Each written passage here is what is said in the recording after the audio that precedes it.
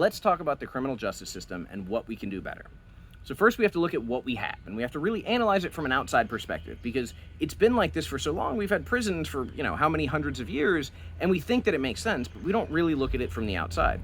So we take bad people, or people who've done bad things that are not fit to live in society, and we lock them away with other people who've done bad things or are not considered fit to live in society. We lock them away for months or years or decades, and then we wonder why after months and years and decades they're not better people.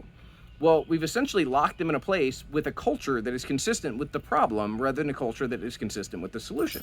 So if we want to make things better, shouldn't we introduce these people into an environment that teaches healthy behaviors, that teaches different cultural values? And as long as we continue to reinforce the negative, how are people really supposed to change, right? Like, it doesn't make sense.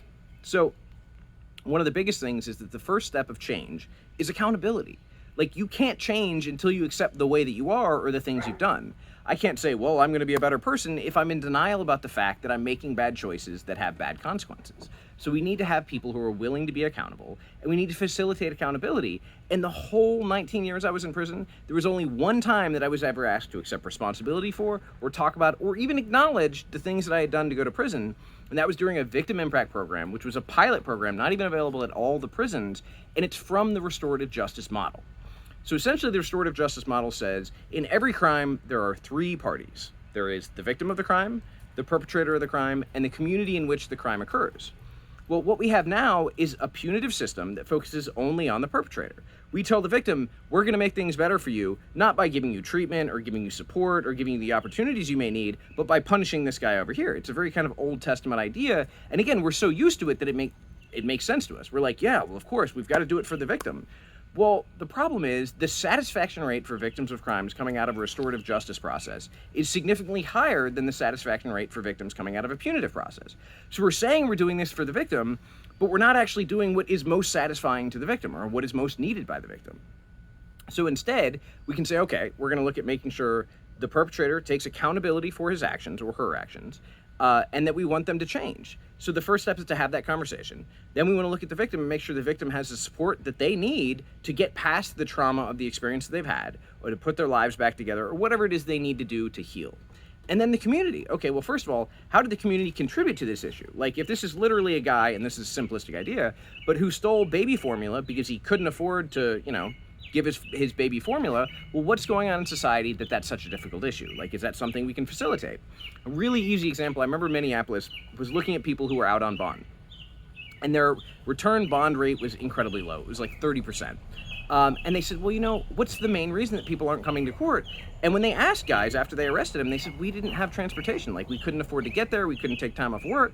So they started giving everybody, when they left the jail, a free bus pass that allowed them to go to court. And guess what? Their bond return rate was like 95%. Literally, that simple step that made sense addressed a problem that was a societal problem or a systemic problem rather than an individual problem. So our willingness to address what's going on in a community will allow us to better prevent crimes and also allow the healing to occur. So again, we're looking at the system as a whole, and then we look at accountability in the individual. Okay, well, we want them to change. Well, what is the driving force? Was it something done out of desperation while strung out on drugs? Was it something from mental health, struggles and delusions? Was it something that came out of a place of desperation because they didn't know anything else? Was it a cultural value thing because they'd grown up and they thought being a gangster was the way to live, or that's what their parents had taught them? So we have to actually evaluate what's going on in that person or what happened in that person to figure out what we need to change. And instead saying, oh, well, we just need to send everybody to prison and punish them. Well, punishment doesn't make people better. If you hit a kid, it doesn't make him go, I really think I want to be a better person. It makes him go, I don't want to get hit. I don't want to get caught. I want to get away with it, or I don't want to do that thing in such a way. I want to do it in a way that I don't have to face consequences. So again, if we want to create sneakier criminals or more creative criminals or people that are going to do things to get around it, well, we can just continue to punish people. If we actually want to make a change, our goal is to make sure that people get the skills and the tools that they need to succeed. And that starts with accountability. So the restorative justice process starts with accountability on the part of the perpetrator, and then ideally goes to an interaction between the perpetrator and the victim and the community. Now, not everybody is going to be up for this. Not every perpetrator is going to be willing or able to have that communication. Not every victim is going to want to or be able to have that communication. But in an ideal circumstance, what we do is we bring those people together and we bring the community together to have a conversation about what happened, to have the person take accountability not only in an abstract sense, but very real, face to face, up front. This is the experience this person had. You're going to sit here and you're going to listen to it. You're not going to deny it. You're not going to turn away. You're going to experience the consequences of your actions on this very real person. And it's a powerful experience. Like I said, the victim impact program that I went to, it was a pilot program. It had never been done in our prison. It wasn't available in every prison. So there were 12 like hardened criminals in that room. And what happened was every man was crying. Every man was crying at the end when this woman came in to talk about her experience being hit by a drunk driver. And I don't know very many people in my life who have never had a couple beers and drank. And for those who haven't, I absolutely applaud you. But we don't think about the severity of it until this woman sitting in a wheelchair who will never walk again told her story. And her parents came in and told the story about how they got the call that she was trapped in a car and they didn't know if she was going to live. And these just horrible, horrible stories that even though I've never driven drunk and hitting somebody, I have driven drunk. Like, I have to take responsibility for that. And it puts that in a totally different light. It suddenly is a much bigger deal than I ever gave it credit for. So that's the process. And then I asked the question that was most important to me. And I said, look, I can't talk to the victims of my crime. I'm not allowed to, by law. I can't even try to make amends because they have to be open to that or they have to initiate that. And I said, as someone who has suffered from a horrible crime, what do you want most? Like, what would give you the greatest sense of peace or satisfaction or comfort? And she said, just don't do it again. Whatever you have to do to make sure you don't ever do it again. Now, this is just one person, but I've had a number of conversations with the victims of violent crimes, and they've said the same thing. They said their first priority is that the person not do it again. Because they don't want to suffer again, they don't want somebody else to suffer again. Again, this doesn't apply to everybody, and there's people who have the idea that punishment is what they want, and that's fine. But the majority of interactions I've had in that setting have said, we want you to not do it again. So if that is actually what the victims want, well, we need a system that furthers that.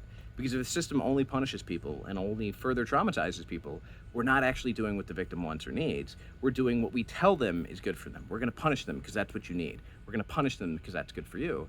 And that's problematic because we're not actually respecting the will or the needs of the victim.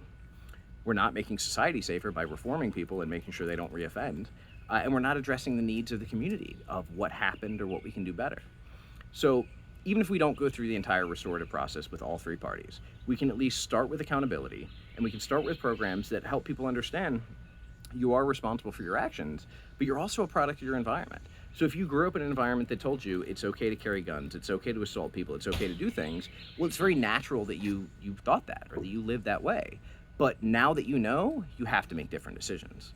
And giving people the opportunity to accept that they're responsible for their choices, but they also aren't necessarily the authors of their lives or the authors of their perspectives, gives them the freedom to recognize this is where I came from and this is who I am or who I was and what I did. This is who I want to be and this is how I'm going to live. And giving people that freedom is one of the most powerful things we can do if we want them to change. So I do believe we can have a much better criminal justice system, a more effective criminal justice system, one that serves the needs of society, of victims of crime, of perpetrators, and of the community.